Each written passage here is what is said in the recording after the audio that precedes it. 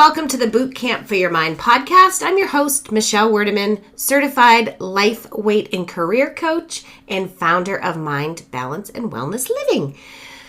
What's happening? Happy Friday, friends. At least it's Friday here when I am recording this. So whenever you are listening, whatever day it is, happy day to you. I'm looking outside. The sun is out. The sky is blue, and it makes me so happy because it has been pretty gray here for the last week or so. So even though it's chilly, it is just nice to see some sunshine.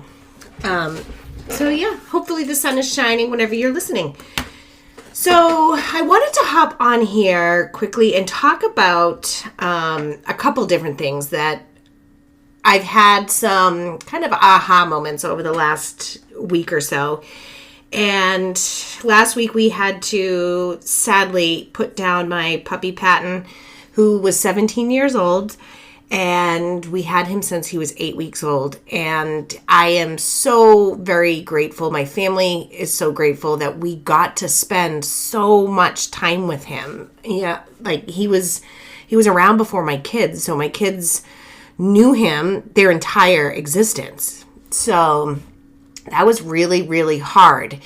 And one of the concepts around that I thought about, and I've heard this term before, and I know what it is, but it really kind of hit home, was anticipatory emotions. So what do I mean by that? So for me, and how I experienced it recently was, I knew Patton being 17 years old, like he wasn't going to live forever. I watched his decline slowly happen, and then towards the very end, it happened really quickly. But leading up to that, I would have like moments that lasted a while. They weren't just like quick moments of anticipatory grief. I would think about the fact that the time was coming, and I would just be so sad. Like I'd watch him, even though he was just sitting there doing his normal stuff. Sometimes I would just start to cry because I was anticipating the grief I was going to feel when he passed, that I was actually experiencing grief in the moment. So another a common anticipatory emotion that people feel, I have also felt this, being somebody that has experienced severe anxiety at times, but anticipatory anxiety. And same thing, it's projecting in the future how you think you're going to feel. So in this particular situation, like if you think you're going to feel anxious at a certain, I don't know, maybe it's you have to give a speech or a meeting or family party because you have been anxious in these situations before you actually even get to this situation or event or whatever it is, you start to get anxious because you anticipate being anxious. And when we have these anticipatory emotions, one, it takes you out of the present moment. So when I think back to all the anticipatory grief that I felt for Patton, all it did, one, I felt terrible. I felt sad.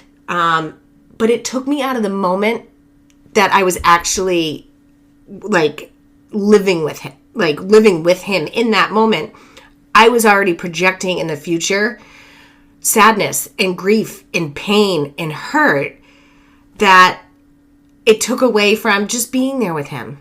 And thankfully, because I do a lot of coaching around mindset, I coach myself all the time on my mindset, I was able to not live in those moments for very long. I caught them and I moved on.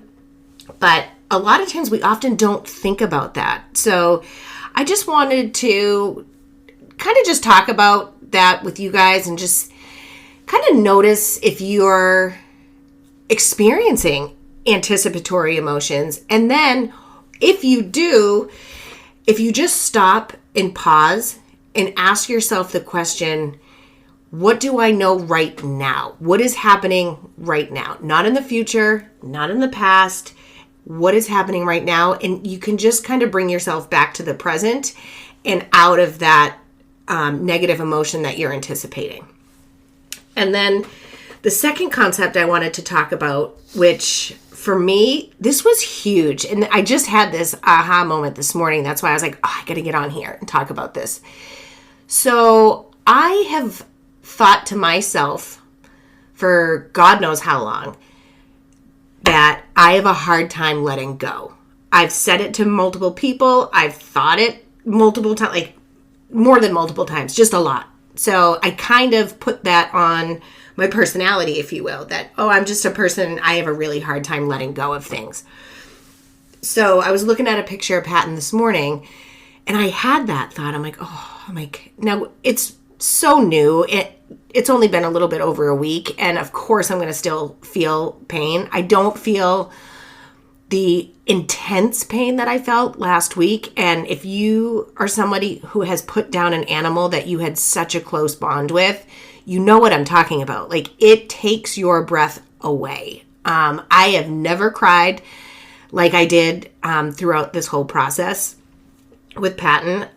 One thing I am grateful to, and I will give a shout out to Lap of Love. They were a service that I have been working with the last several months as Patton was aging.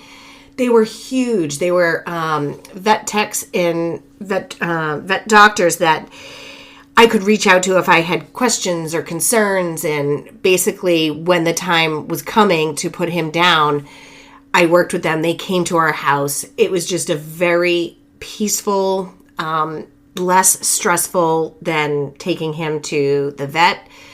So if you do ever find yourself in that situation, they are countrywide. So it's Lap of Love. But anyway, so I found myself thinking that, I have a hard time letting go. And then I thought about that. And I coach on this. I talk about it a lot on the podcast that, our thoughts are what create our feelings, and our feelings are what, drive our actions and whatnot. And that's how we get the results we get in life. And I thought to myself, when I think the thought, I have a hard time letting go, that does not make me feel good. It makes me feel a little sad, even like a little hopeless, like, I have a hard time letting go. And I thought about it, and I'm like, you know what? What if it's let it be versus letting go? Because when we let something go, or we think we're letting something go, it feels like a loss, right?